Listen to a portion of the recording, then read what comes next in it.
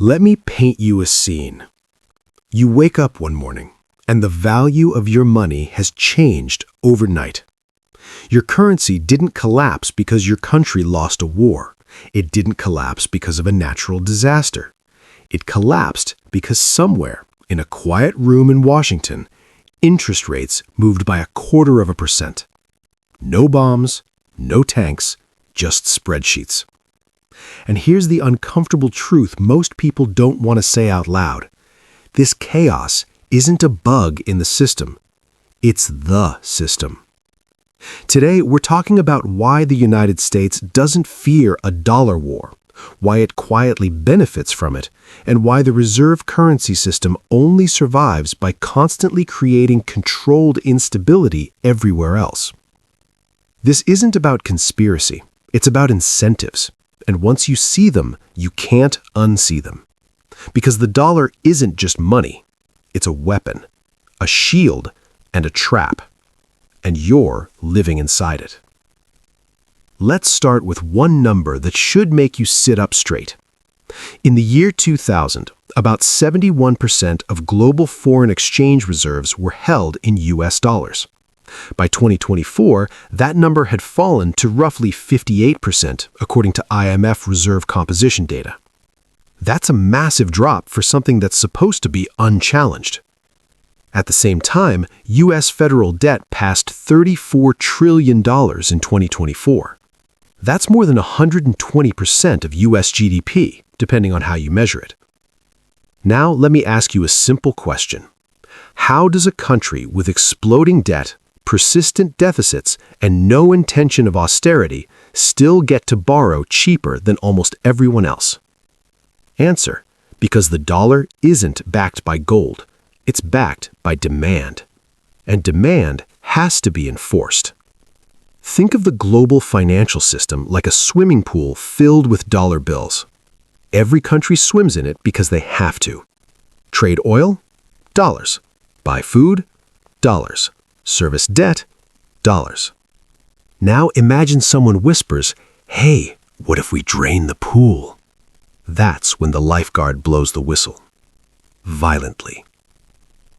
This video is about the tools behind that whistle, the invisible pressure that keeps the world dependent, and why chaos abroad is often stability at home.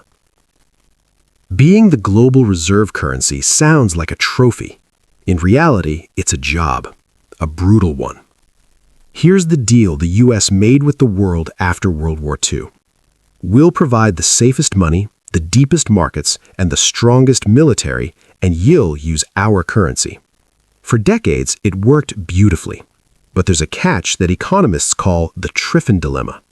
Translated into human language, to supply the world with dollars, the U.S. has to keep running deficits. More imports than exports, more borrowing than saving. That's how dollars leak out into the global system. So when people say, "Why doesn't America just balance its budget like a household?" Oh, you sweet summer child. If the U.S. stopped running deficits, the world would face a dollar shortage. Trade would seize up, debt would explode.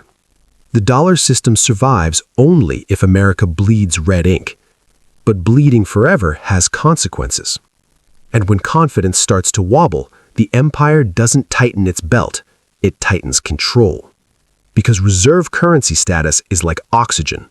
The moment it disappears, the patient flatlines. And the U.S. knows it. Let me be very clear here. The U.S. does not want total global stability. Total stability would allow alternatives to grow quietly. Regional currencies, independent payment rails, non-dollar energy markets. Instead, what the system tolerates, and sometimes encourages, is just enough instability to remind everyone who runs the fire department. Every crisis strengthens the dollar's role as the least bad option. 2008 financial crisis?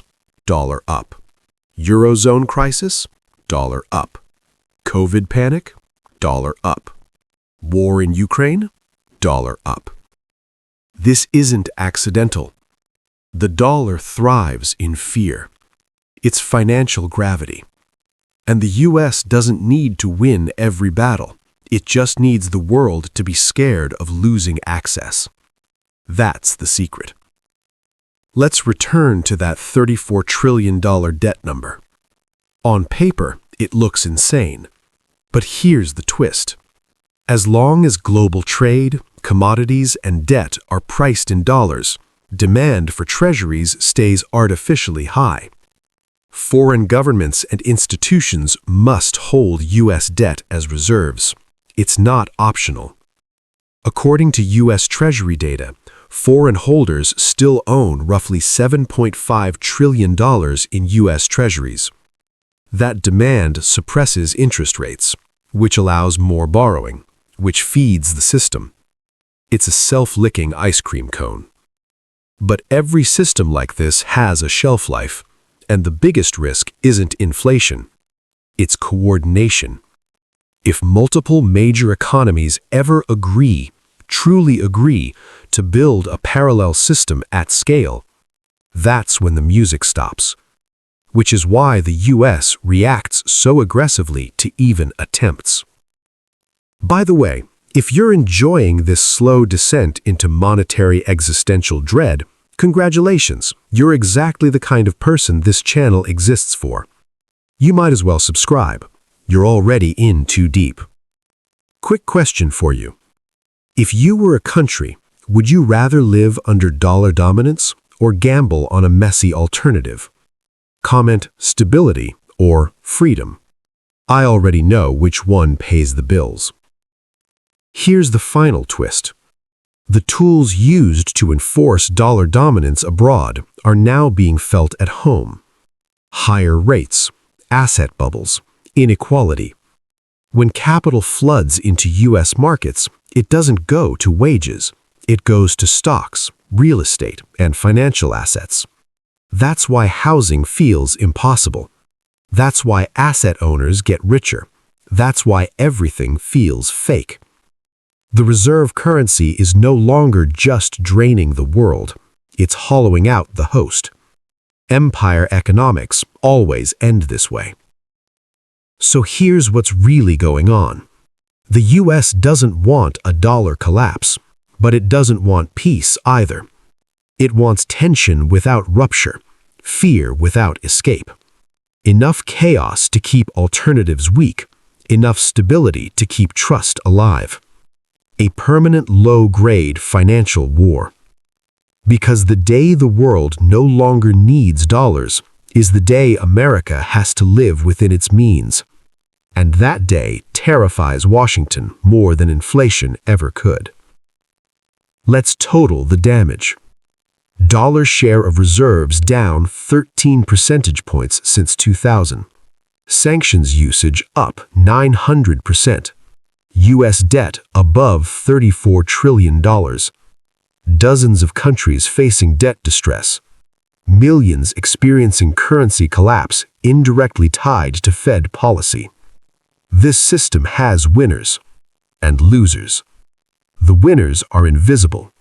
The losers are everywhere. Empty factories, migrants crossing borders, young people priced out of the future. The dollar war doesn't look like a war. It looks like paperwork. And that's what makes it so effective. If this video made you uncomfortable, good. That means you're paying attention. Hit like, subscribe if you want more deep dives like this. And next time, we're going even deeper. What happens when the dollar finally loses control? Because every empire thinks its currency is eternal. Until it isn't.